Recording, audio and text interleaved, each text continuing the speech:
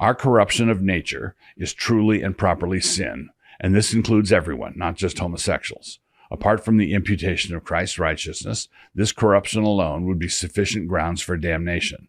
When I say that a Christian, a member, say, of Christ Church in good standing, has a homosexual orientation, I am not talking about his or her identity.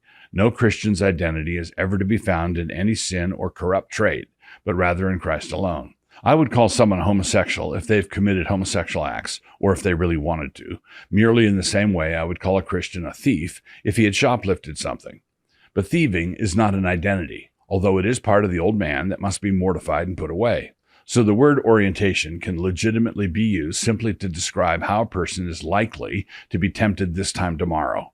The mere fact of this likely line of temptation is not sin, but the temptation does depend for some of its force on the corruption of nature, which is sin.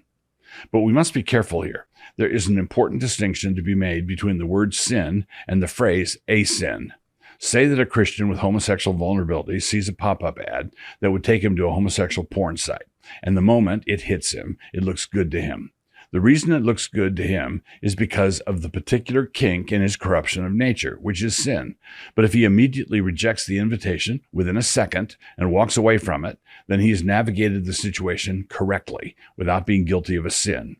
He has gone through a temptation, but is not guilty of a sin. His corruption of nature is sin, but we do not have to confess our corruption of nature the same way we confess a particular sin. If we had to do that, every mother's son of us would be confessing our remaining sin, our corruption of nature, all the time, every day. Our corruption of nature is addressed through our justification, wherein Christ's righteousness is imputed to us, and it needs to be addressed that way. But it is not dealt with by us, treating it as though it were discrete sin.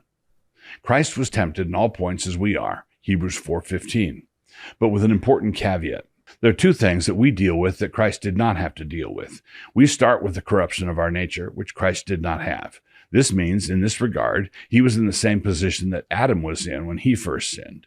Secondly, there are certain sins that have prerequisites, meaning that you can't be tempted by them without an antecedent trail of sinning. So Christ was tempted with every basic human temptation, but not by the temptations that can only arise after a life of decadence. He was never tempted to murder anyone for drug money. That said, he felt the full force of the temptations that were thrown at him. They were in no way an academic or theoretical exercise.